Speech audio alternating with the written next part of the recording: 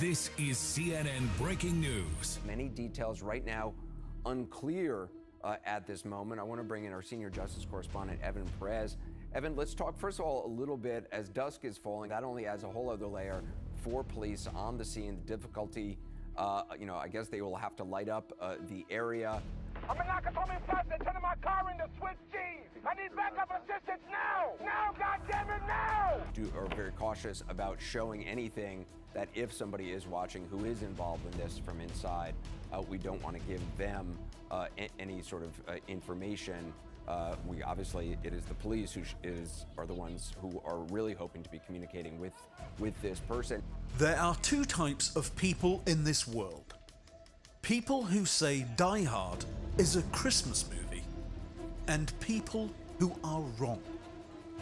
Released in 1988, directed by John McClane, and starring Bruce Willis back when his hairline still believed in itself, Die Hard exploded into cinema like a barefoot cop throwing a dead terrorist out of a window.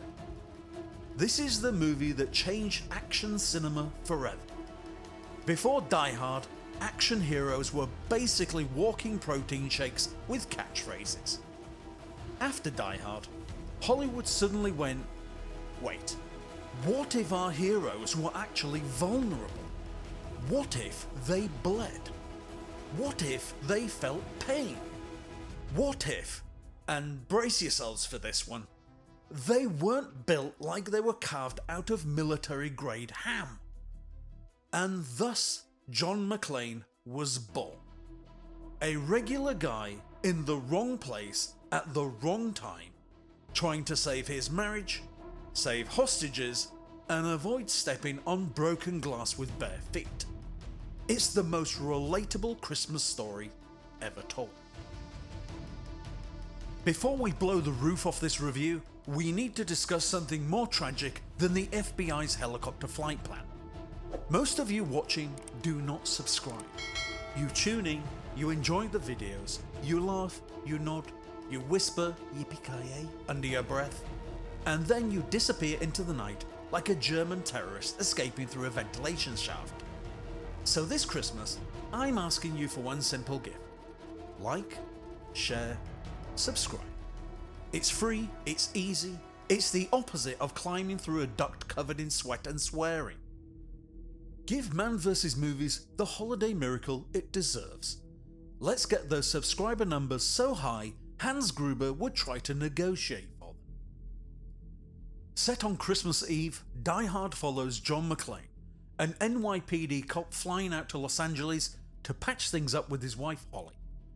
He arrives at the Nakatomi Plaza office party, the kind of 80s corporate celebration where everyone drinks too much champagne and at least one person is definitely doing cocaine in a bathroom stall.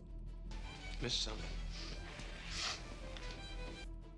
And then the terrorists arrive. Except, plot twist, they're not really terrorists. They're pretending to be terrorists, so they can pull off a massive heist. This was basically the first time cinema said, what if the criminals were smarter than everyone else in the movie? And audiences collectively went, oh damn, these guys might actually pull it off. Led by the iconic Hans Gruber, played with villainous elegance by Alan Rickman, making his film debut, this crew of European thieves takes over the building. Their plan is perfect. Except for one tiny detail.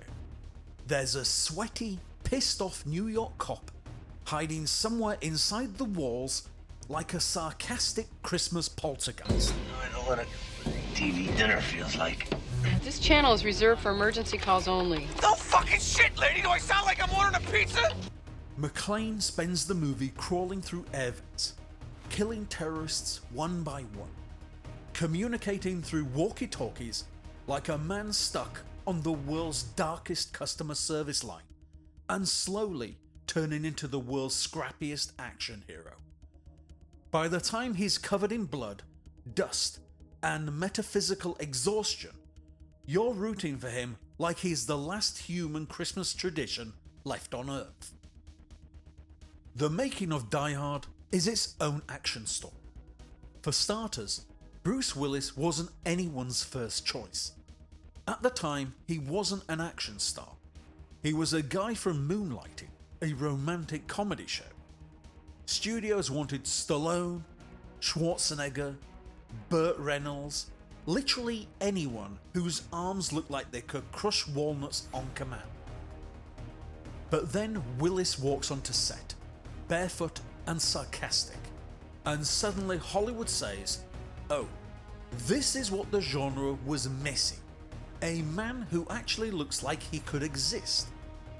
Alan Rickman, meanwhile, nearly turned down the film because it was his very first movie role.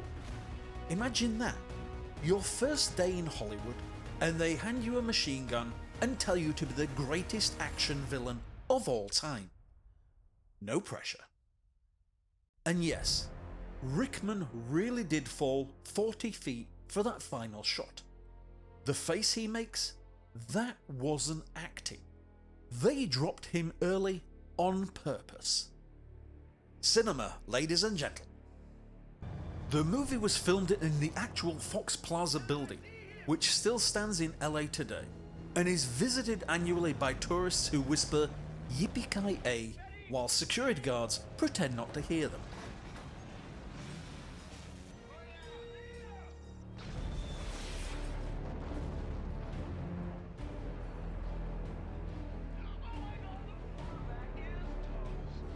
McTiernan wanted realism, which is why the action feels grounded. The explosions look real, the bullets sound real, and McClane actually seems like he's in pain rather than doing choreography in a gym. Modern action movies could learn from this. Fast and Furious, I'm looking at you. John McClane is the ultimate everyman action hero.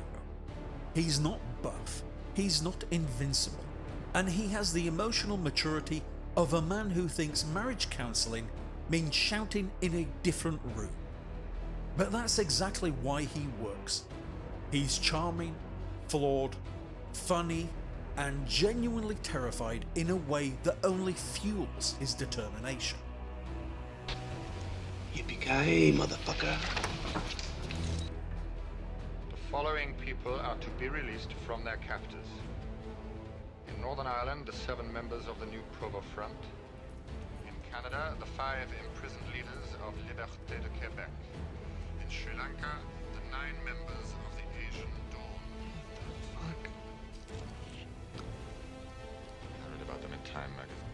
Hans Gruber is the suave, intellectual, calculating villain who speaks with such smooth confidence you'd almost let him rob you out of respect. Rickman delivers every line like it's coated in expensive wine. Holly is the wife who deserves better. Frankly, she deserves a weekend spa retreat and a raise, but she becomes the emotional anchor for McClane's entire ordeal. And then there's Sergeant Al Powell, the man who buys Twinkies like he's stuck in a fallout bunker and spends the movie bonding with McClane through a walkie-talkie like they're in the world's most dangerous podcast. The cast is pure lightning in a bottle. Every character has personality, humour, and just enough insanity to feel like a real human. What makes Die Hard timeless isn't just the action, though the action absolutely hits harder than McClane jumping off the roof tied to a fire hose. What makes it legendary is sincerity. There's no winking at the camera, no ironic distancing, no CGI so obvious it might as well come with a watermark saying, rendering incomplete. Every stunt feels physical, every decision has weight, and the tension is real. It's funny without trying to be a comedy. It's thrilling without using 1,000 cuts per second. And it has the most relatable Christmas theme ever. Trying to survive a holiday work event with your dignity intact. Also, let's be honest, Die Hard invented the one guy stuck in a confined space picking off bad guys subgenre. Without it, half of today's action films wouldn't exist. It walked so Under Siege, Speed and Sudden Death could run. I want to know your stance. Be brave, be bold, be prepared for arguments in the comments. Is Die Hard a Christmas movie? And if so, what's your second favourite Christmas movie involving explosions and emotional trauma? Let me know in the comments below. After Die Hard, everything changed. Suddenly, every studio wanted a vulnerable hero. They wanted tension. They wanted charismatic villains. They wanted buildings exploding in ways that didn't feel like a cartoon. Of course, then they made sequels. And Die Hard 2 was fine. Die Hard with a Vengeance was phenomenal. Then came Live 3 or Die Hard, which was okay. And then many years later came A Good Day to Die Hard, which was so forgettable it might actually be classified as an unlicensed reboot of itself. But nothing can touch the original. And let me ask you this, who is the greatest action villain of all time? Hans Gruber or someone else?